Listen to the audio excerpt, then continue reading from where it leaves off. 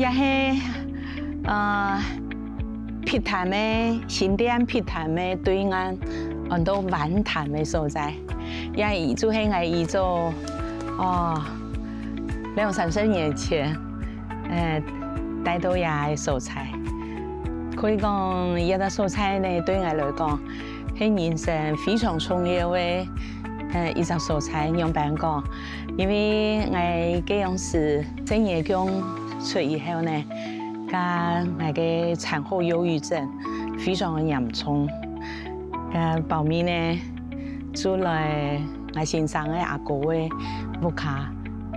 吹下血，後面呢就感覺講人非常的鬆爽。甲後面當戲院呢，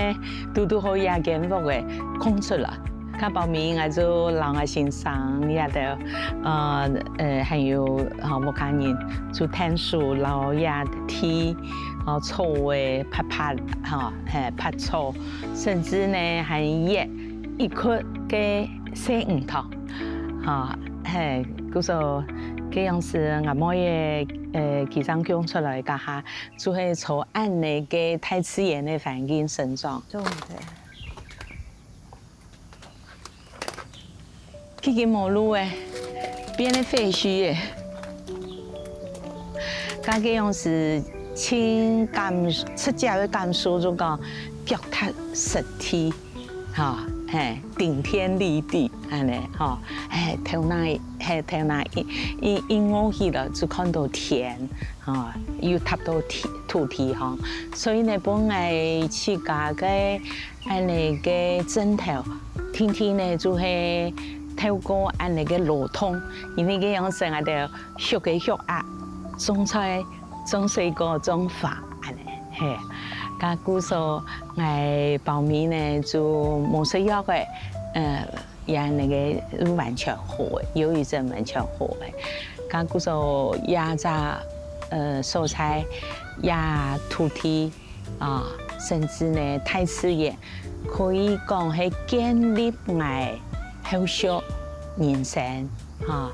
人生的一個輕鬆嘅素材。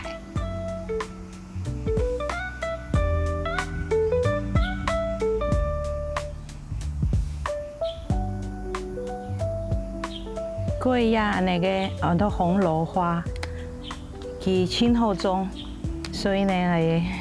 我想準備帶進來一下帶木卡嘅流動來種起來。我想呀，世界唔單止係有人，呀世界萬物呢，就係啲呀那個土地生長出來嘅文化嘛，同樣所有嘅一切就係土地去生養嘅一條。咁故所我想心存一種感謝，我想也係人類對啊地球輕鬆嘅一件事情。